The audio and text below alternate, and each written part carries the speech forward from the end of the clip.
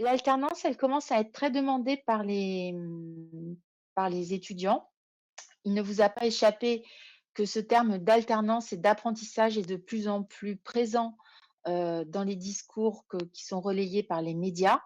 C'est vraiment une formule maintenant qui est, plébiscitée, et donc forcément elle est demandeuse. Donc j'ai toujours tendance à dire qu'à partir du moment où, on a une demande, il faut que l'on puisse répondre avec une formation de qualité. Ceci étant, nous sommes malgré tout, dans le BTS collaborateur juriste notarial, on intervient sur un milieu professionnel spécifique qui est justement cet office notarial, dans lequel on a une posture professionnelle particulière. Nous le jeune travaille auprès d'une profession ou pour une profession réglementée à son service, dans lequel il y a un secret professionnel et donc on a la nécessité, pour pouvoir s'intégrer de manière fluide et de manière, efficace et de manière positive, il faut quand même disposer d'une maturité et d'un savoir-être minimum. Quand je parle d'une maturité, c'est tout simplement et ça nous a été évoqué dans le cadre des travaux que l'on a réalisés, avec le directoire de l'INFN, la capacité d'avoir en tête que quand on fait répondre à tous à un mail, dans le cadre d'un office notarial, on peut être amené à empiéter sur le secret professionnel.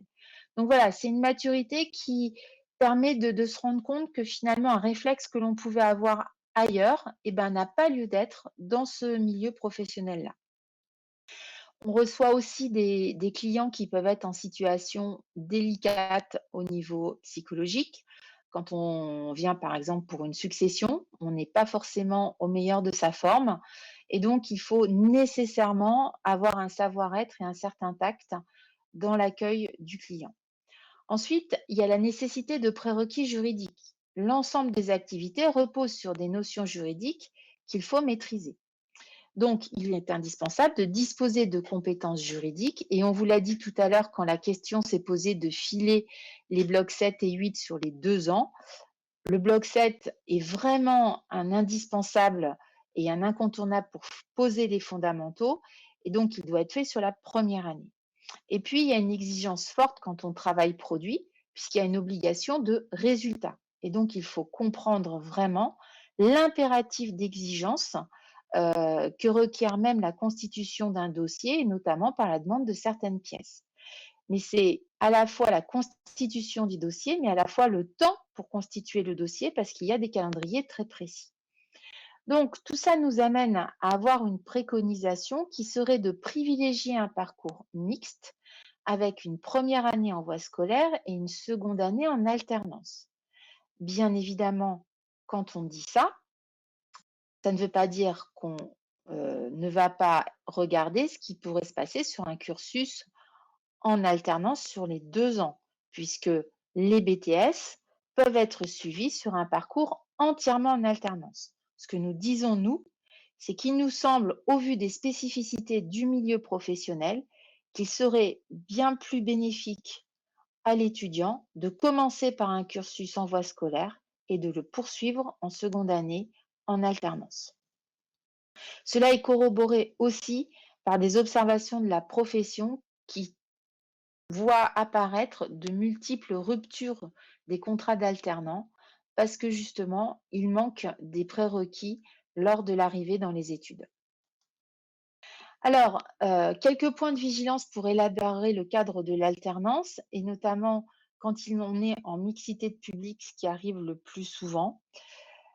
La question du rythme, est-ce qu'il faut forcément avoir une partition de la semaine ou est-ce que l'on peut parfois avoir des semaines qui soient entièrement scolaires et peut-être 2 semaines consécutives, au sein de l'office? À réfléchir. Le respect de chacun des publics, parce qu'effectivement, ceux qui ont choisi la voie scolaire ne doivent pas subir, j'ai envie de dire, le rythme de l'alternance et quelquefois on a des équipes qui, voit d'un très bon œil de dire: «Eh ben, finalement, on va répartir l'ensemble des cours sur 3 jours dans la semaine et puis pendant 2 jours, les alternants iront, au sein des offices et les autres, ben, travailleront chez eux». Ce type d'organisation est à proscrire. Voilà, à proscrire pour 2 raisons. La première raison, c'est qu'un alternant ne doit pas faire à la fois la voie scolaire classique plus l'alternance. Il doit y avoir une interpénétration des 2, sinon on risque de les mettre en surchauffe. Et puis ceux qui sont en voie scolaire n'ont pas à subir, ils n'ont pas choisi l'alternance, donc eux, ils peuvent avoir besoin de temps et donc il faut un étalement des cours sur la semaine.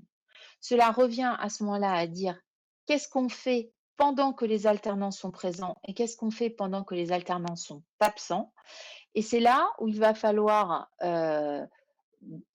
répartir des activités et se dire que certaines activités peuvent être confiées à l'office entièrement et que d'autres, au contraire, seront vues en voie pendant le temps scolaire. Ce qui va nécessiter de manière quasi systématique à mettre en place une différenciation pédagogique. Alors on vous a juste, on a essayé de réfléchir justement à des activités qui pouvaient être, confiées entièrement à l'office notarial. Ce sont des exemples. Ça ne veut pas dire que la totalité de ces activités devraient être confiées, mais ce sont des activités qui nous ont semblé, possibles à confier, à déléguer totalement. C'est par exemple dans le bloc 1, l'accueil et l'accompagnement du client en respectant les règles de déontologie. Ce sont certaines tâches de l'activité 1 comme la constitution du dossier client ou la communication avec les partenaires et les clients par l'intermédiaire de différents canaux pour le bloc 1. Pour le bloc 2, on était sur la conduite d'un dossier de libéralité ou le règlement d'une succession ou peut-être même la pratique de l'indivision à réfléchir. Sur le bloc 3, peut-être la pratique des contrats préparatoires, la pratique de l'acte de vente, la négociation immobilière. Et puis sur le bloc 8, les thématiques en lien avec les évolutions professionnelles.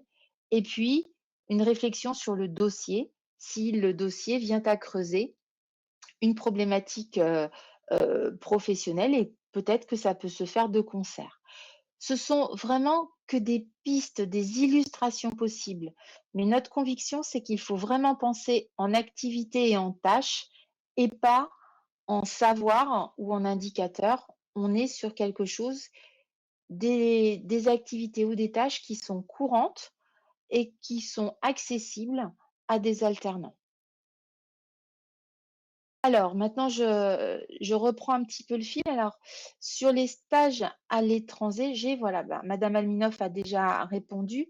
Donc la liste des pays, en fait, sera diffusée dans la circulaire nationale et elle va nous être transmise par l'INFN, heu et donc nous allons voir avec eux quels sont les pays dans lesquels les, les stagiaires pourraient réaliser leur stage, tout en leur permettant d'être dans la logique de notre BTS.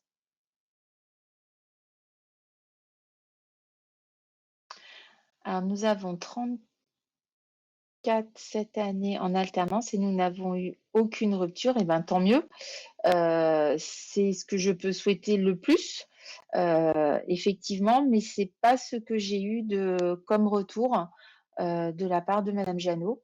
Donc écoutez, si tout se passe bien, je ne peux que le souhaiter. Maintenant, il faut qu'on même s'il y a peu de ruptures, il y en a eu beaucoup plus qu'avant et donc il faut qu'on soit vigilant à ce début de phénomène qui n'est pas majoritaire, mais qui est suffisamment important pour ne plus être marginal.